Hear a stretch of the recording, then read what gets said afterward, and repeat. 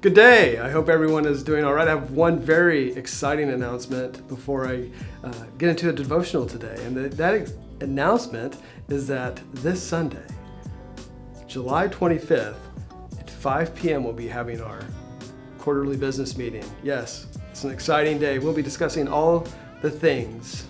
It'll be quite a day. And beyond just the business meeting, after the business meeting, right after, we'll be talking about some thoughts we've been having related to our North Park land, as well as some opportunities we may have here on this campus. So please join us 5 o'clock this Sunday in the Worship Center. And again, we'll be discussing all the things.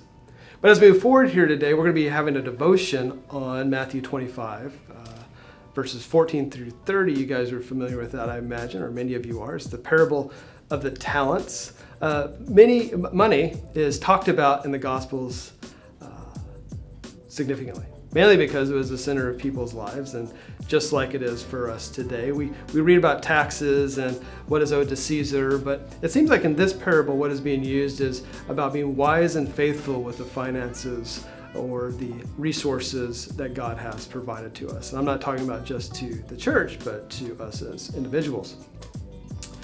Sometimes this parable is looked at as about a time, your time, how you spend your time, your abilities.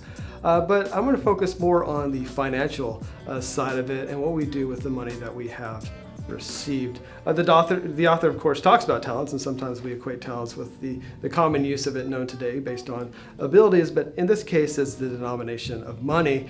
And at that time period, one talent would be equal today to about $1 million. So it's a significant amount of money that is being dealt with here. And as you know, there's 5 talents, 2 talents, and then 1 talent given to 3 different bond servants.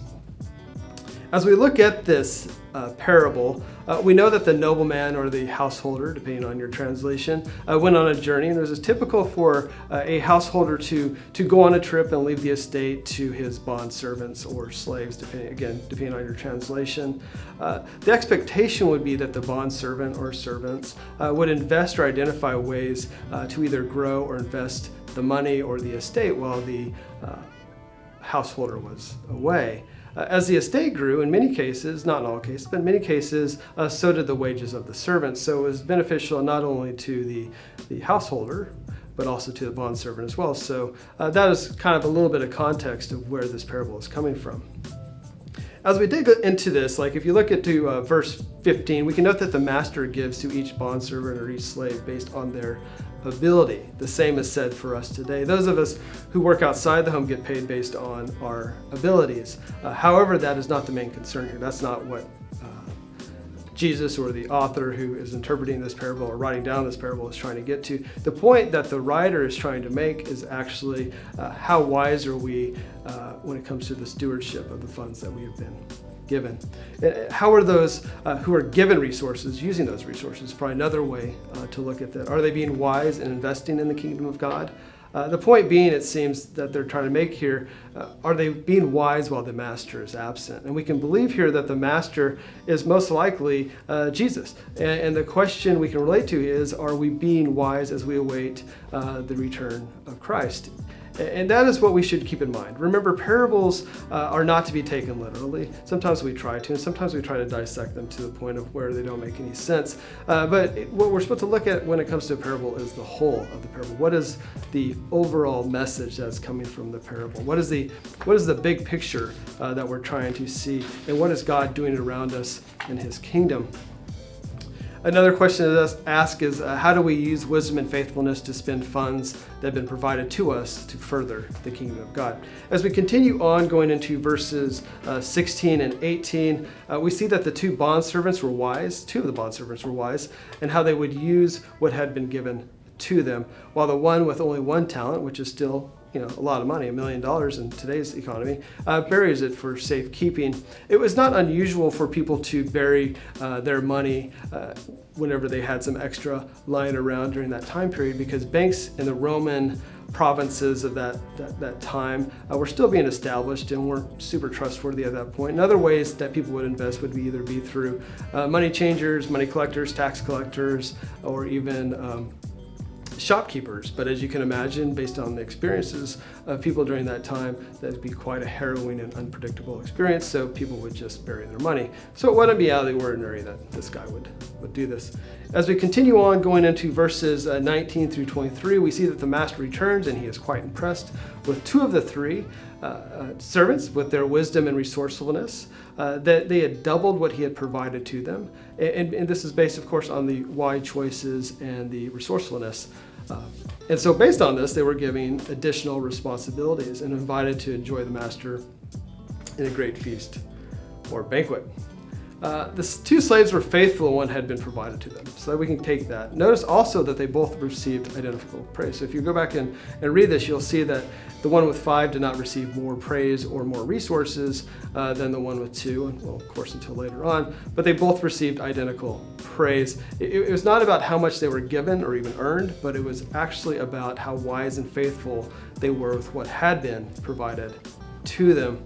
You know, we can reflect on that today in the same way. It's not about how much has been given to us, but what we do with what has been entrusted to us. As we continue on into verses 24 through 27, we see the result of the slave who was not faithful. He knew that the master had high expectations and also was a bit harsh, knowing that he probably shouldn't have said that directly to the master, but that's hindsight at this point. But anyways, knowing that he should have been wise is what in what he was given, but alas, he was not, and he faced the wrath of the master for being unfaithful.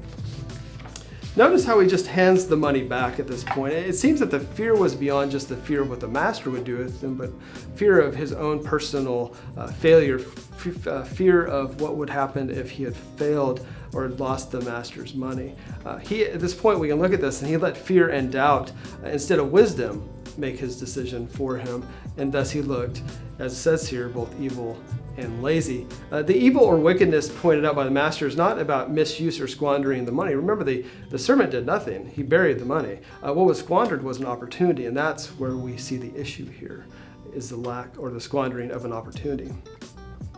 The cautious slave achieved nothing, and in his timidity and lack of enterprise, thus was condemned. He chose to do nothing, which was what was given to him. It is the issue that is also the issue that we have to work through today. Will we squander our opportunity like the unfaithful servant, or will we use opportunities that God has provided to us to further his kingdom? As we're wrapping up here, the last few verses, if you look at verses 28 through 29, the talent is taken away and given to the servant with 10. He now has 11. It seems that what Jesus is referencing here is Proverbs 9:9, where he speaks of the wisdom herself, where it says, if you instruct the wise, they will be wiser still, and if you teach the righteous, they will add to their learning. The idea here is that one who is wise with what is given to them should be given more because they will make good use of it. It is not about to make them more wealthy, but instead knowing that the kingdom will grow based on the wisdom and faithfulness of the person entrusted with the funds. The issue Jesus is trying to point out here is not about making the rich get richer or the poor poorer. The issue is how we respond to what is given to us. Are we wise and are we faithful? So we have to look at it from that perspective. In verse 30, we could spend years talking about the metaphorical language that's being used here regarding the useful servant, but we're going to look at it from only one point. He is thrown into utter darkness, pointing us to the idea of damnation for the servant, or more likely what we see here is a division between those who are faithful and those who are unfaithful, based on what has been given to them. You can also look at that, those who are wise and those who are unwise. So this leads us to a few questions that we can reflect on is where do we stand with what God has given us? Are we wise and faithful in how we use the funds that have been provided? Would the master look to us and say, well done, good and faithful servant? Or do we squander and waste what has been given, working through our own desires, our own faith in our own abilities, not being wise to what God has provided to us?